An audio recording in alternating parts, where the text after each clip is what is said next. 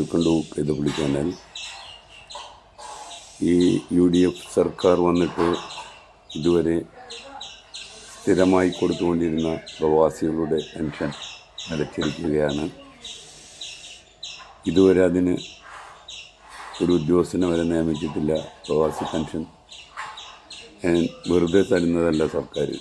പാവപ്പെട്ട പ്രവാസികൾ മാസാമാസം അടച്ച തുകയാണ് പ്രവാസി പെൻഷനായി ഗവൺമെൻറ്റുകൾ തരുന്നത്. അതാണ് UDF സർക്കാർ വന്നപ്പോൾ തുടങ്ങിയിരിക്കുന്നത്. അതുകൊണ്ട് എല്ലാ പ്രവാസികളും കക്ഷി രാഷ്ട്രീയ ഭേദമന്യേ സമരരംഗത്ത് ഇറങ്ങേണ്ട സമയം അതിക്രമിച്ചിരിക്കുകയാണ്. ഇന്ന് കേരളത്തിൽ ഈ കാണുന്ന വികസനം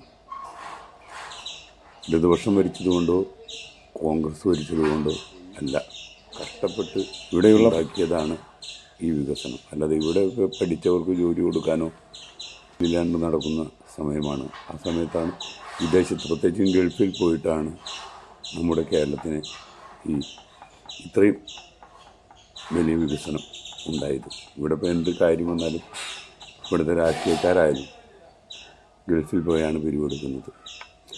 ഇപ്പോൾ വയനാട് ദുരന്തം വന്നു, പ്രവാസികൾ അവരുടെ നല്ല മാതിരി പങ്ക് വഹിച്ചു. കോവിഡ് വന്നു, അവർ അതിൽ നല്ല മാതിരി പങ്ക് വഹിച്ചു. എന്ത് കാര്യത്തിലും, കേരളത്തിൻ്റെ എന്ത് വികസന കാര്യത്തിലും മുന്നിട്ട് ഇറങ്ങുന്നത് പ്രവാസികളാണ്. ആ പ്രവാസികളോടാണ് UDF ഇത് ചെയ്യുന്നത്. ഇതുവരെ പെൻഷൻ കൊടുത്തിട്ടില്ല.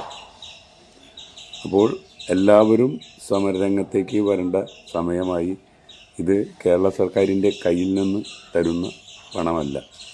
ഈ പണം പ്രവാസികൾ മാസാമാസം ഒരു നിശ്ചിത തുക വയ്ക്കണം. 60 വയസ്സ് വരെ വയ്ക്കണം.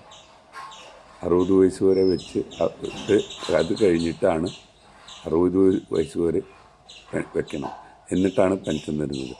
ആ തുകയാണ് VD സതീശൻ സർക്കാർ ഇതുവരെ തരാതെ പിടിച്ചു വച്ചിരിക്കുന്നത്. ഇവർ വരുന്നതിന് മുൻപ് എന്തെല്ലാം വാഗ്ദാനങ്ങളാണ് പറഞ്ഞത്, നിങ്ങളൊന്ന് ആലോചിച്ച് നോക്കൂ. നമ്മൾ വെച്ച പൈസ വരെ തരാൻ ഇവരെ കൊണ്ട് കഴിയുന്നില്ല. അപ്പോൾ അടിയന്തരമായി ഇതിൻ്റെ മന്ത്രി ആരാണെന്ന് വെച്ചാൽ പ്രവാസി നോർക്കയുടെ പ്രവാസി ക്ഷേമ കാര്യത്തിൻ്റെ മന്ത്രി ആരാണെന്ന് വെച്ചാൽ അടിയന്തരമായി ഇതിൽ നടപടിയെടുത്ത് പ്രവാസികളുടെ പെൻഷൻ എത്രയും പെട്ടെന്ന് വിതരണം ചെയ്യണമെന്നാണ് അഭ്യർത്ഥിക്കാനുള്ളത്. ഇപ്പോൾ ഇത്രയും വലിയ പശ്ചിമേഷ്യൻ യുദ്ധം വന്നിട്ടും ഗൾഫിൽ നിന്നുള്ള പണത്തിന് വരവ് ഒരു കുറവും ഉണ്ടായിട്ടില്ല എന്നാണ് റിപ്പോർട്ടുകൾ സൂചിപ്പിക്കുന്നത്.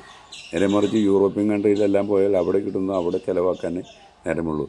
ഗൾഫിലെ പ്രവാസികളാണ് ശരിക്കും കേരളത്തെ നിലനിർത്തുന്നത്. അപ്പോൾ അവരോട് കുറച്ചുകൂടി കരുണ നമ്മുടെ ഈ സർക്കാർ കാണിക്കണമെന്ന് അഭ്യർത്ഥിക്കുന്നു. ഇത്രയും പറഞ്ഞുകൊണ്ട് നിർത്തുന്നു. ജയ് ഹിന്ദ്. ലൈക്ക് ചെയ്യുക, കമൻറ്റ് ചെയ്യുക.